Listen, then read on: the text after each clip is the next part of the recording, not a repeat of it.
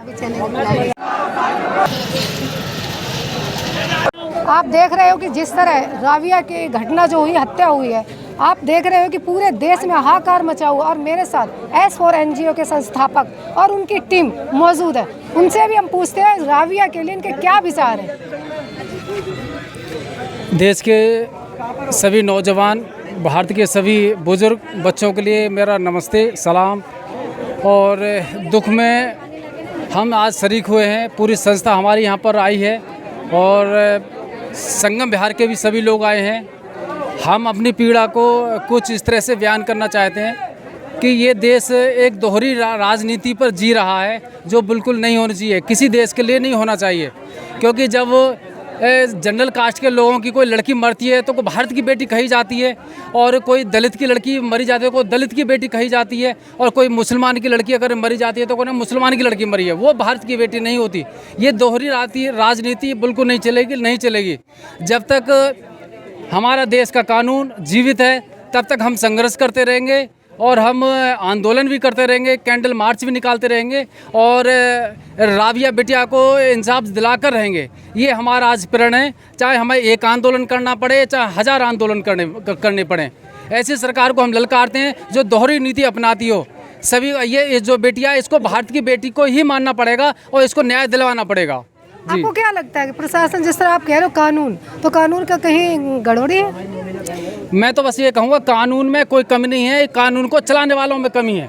ये तो भारत के संविधान, जब संविधान बना के डॉक्टर भीमराव अम्बेडकर ने भी ये कहा था कि संविधान अच्छा साबित होगा अगर इसको चलाने वाले, इसको अमल करने वाले सही हैं।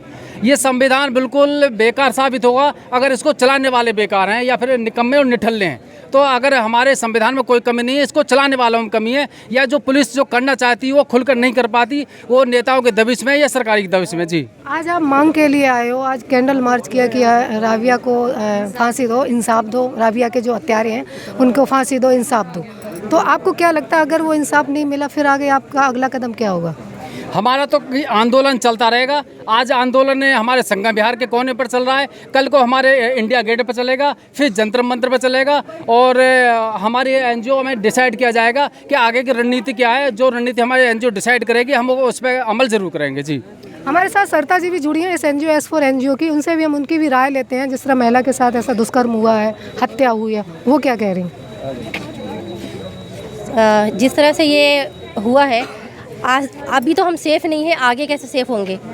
इस तरह से तो ये सोचना चाहिए कि अगर वो लड़की है, हम भी कहीं बाहर अगर निकलते हैं, हमारे साथ भी वो चीज़ हो सकती है।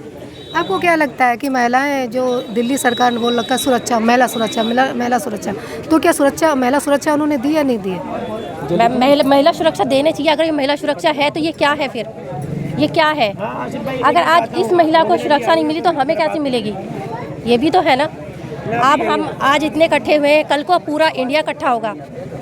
हमारे साथ कोमल बंसी भी मौजूद है, उनसे भी हम बात करते हैं। जनरल सेक्रेटरी है S4 NGO की, वो भी हमारे साथ मौजूद है, उनसे हम बात करते हैं। मैडम, आपकी क्या मतलब, जिस तरह ये हत्या हुई है और मतलब बहुत ही, उसका नाम भी नहीं ले सकते, जिस तरह पार्ट्स काट के 51 घिनौना काम किया, उसके में आप क्या कहेंगी?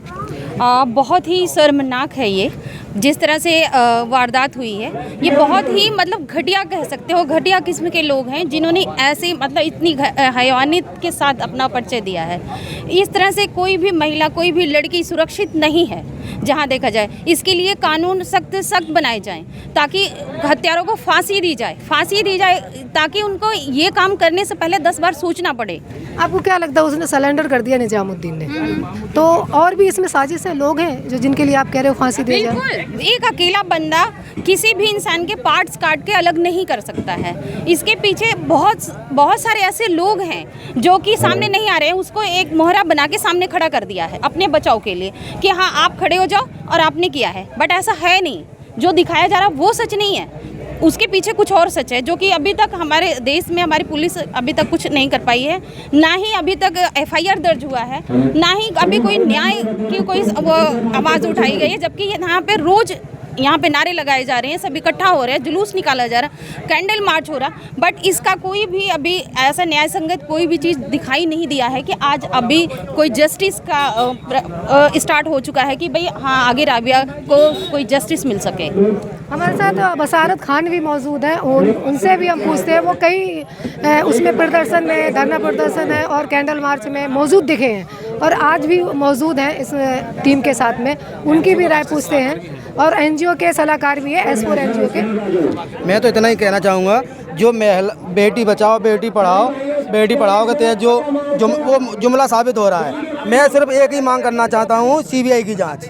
CBI के अलावा कोई जांच ना हो इसमें। CBI ऐसी एक संस्था है, वो दूध का दूध पानी का पानी कर सकती है। बस मैं इतना ही कहना चाहता हूँ, CBI के अलावा कोई जांच ना हो इसके अलावा। और एक ये देश की बेटी है, ये कोई नया मामला नहीं है। हाँ, ऐसे और भी मामले में होते रहे हैं और मैं एक सिर्फ CBI की जांच करूँगा, मांग कर रहा हूँ। और इसमें कोई भी पीछे का जो पर्दे पड़े हुए हैं, पर्दे खुलने चाहिए इसके। मेरे साथ और भी S4 एनजीओ के टीम के ट्रेजरदार हैं, वो भी मौजूद हैं। उनसे भी हम पूछते हैं कि उस बेटी के लिए, जो देश की बेटी है और सबकी बेटी है, उनके लिए वो क्या कहना चाहेंगे। सर मैं बस इतना ही कहूँगा, ये जो कृत्य हुआ है ये बहुत ही घिनौना और शर्मनाक है।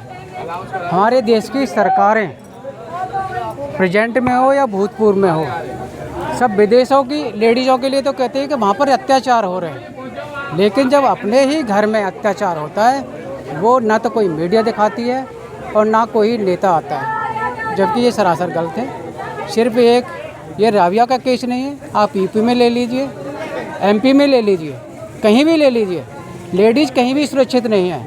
नारा तो देते हैं बेटी बचाओ बेटी पढ़ाओ, बेटी तो जब ही पढ़ेंगे जब बचेंगी। और बेटियों को किससे बचाओ? दरिंदे कौन हैं? उनको सपोर्ट मिलता है, सबसे पहले उनको आग लगाओ। मेरा तो ये है, मेरा ओपिनियन पर्सनल यही है कि उनको आग लगाओ। आप भी कुछ भाई कहना चाहेंगे? देखिए मोमिना जी, ये कोई नया केस नहीं है। ऐसे आसिफा मारी गई, इसी तरीके से दरिंदगी हुई। आज जो इन्होंने पर्सनल पार्टों के साथ या उसके साथ इतने चाकू के 20 निशान जो उन्होंने 20 चाकू जो मारे हैं, ऐसा कोई इंसान तो नहीं कर सकता, कोई दरिंदा या कोई जानवर ही कर सकता है ऐसा सलूक, और वाकई में वो जानवर है।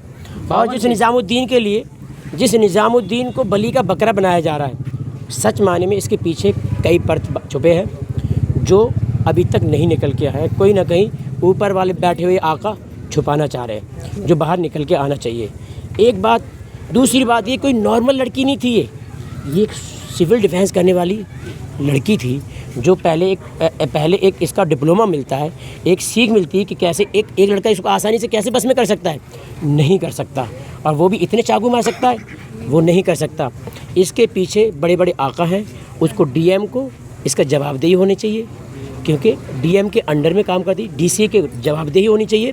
और ये जो सिविल डिफेंस है ये दिल्ली सरकार के अंडर में आती है, तो CM को भी अपने स्टेटमेंट रिकॉर्ड कराना चाहिए। जिस तरह आप देखो कि निर्भया का कांड हुआ, दामनी का कांड हुआ है, और दिल्ली की सरकार अरविंद केजरीवाल वहाँ पे रात दिन बैठे हुए धरने पे, और आज जो राबिया के यहाँ नहीं आए, उनके लिए आप क्या विचार हैं? एग्जैक्ट यही बात है। दूसरे के लिए जब सत्ता में था तो कुछ और उनके दिमाग में था कि वाकई में ये नहीं लोग करते हैं। आज जब खुद सत्ताधारी बन गए हैं और उनके DM उनके अंदर अधीन आते हैं, DM तो जाहिर सी बात है CM के अंदर आता है, भाई चीफ मजिस्ट्रेट के अंदर आता है, उसके बाद DM से क्यों नहीं सवाल किया जा रहा है? एक नॉर्मल आदमी क्या जब नौकरी करता है तो उसके सवाल किया जाता है, वो तो DM है जी। वो सबसे पहले वही कह रहा हूँ, उनकी स्टेटमेंट रिकॉर्ड होनी चाहिए, वो आगे आएँ और बताएं। और दूसरी बात, निर्भया से ज़्यादा खतरनाक मामला हुआ है मोमिना जी, उससे ज़्यादा खतरनाक है राबिया का। दिखाई दे रहा है सर कि इससे ज़्यादा हुआ है जी।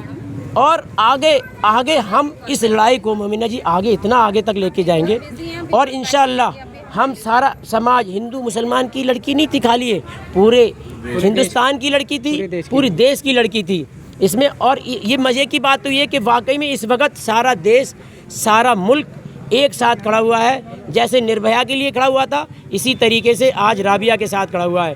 और ये जो केस है ना, इनके कहने के अकॉर्डिंग जो माँ बाप है कि ये खाली मर्डर नहीं हुआ है, इनको आशंका इस बात की है कि इनको सामूहिक रेप हुआ है, और सामूहिक रेप करने के बाद उसको सामूहिक मर्डर हुआ है, खाली मर्डर नहीं, सामूहिक मर्डर हुआ है। इस सामूहिक मर्डर की फॉरेंसिक जांच होना चाहिए, ना कि ये पुलिस से जांच, क्योंकि पुलिस को सब जानते हैं कितना संवेदन है और कितना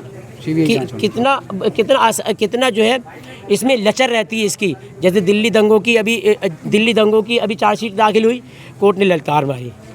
तो और हमारे ये हम तो बहुत धन्यवाद आपको देते हैं कि आप सोशल मीडिया वाले फिर भी हमारी आवाज़ को सुन रहे हैं।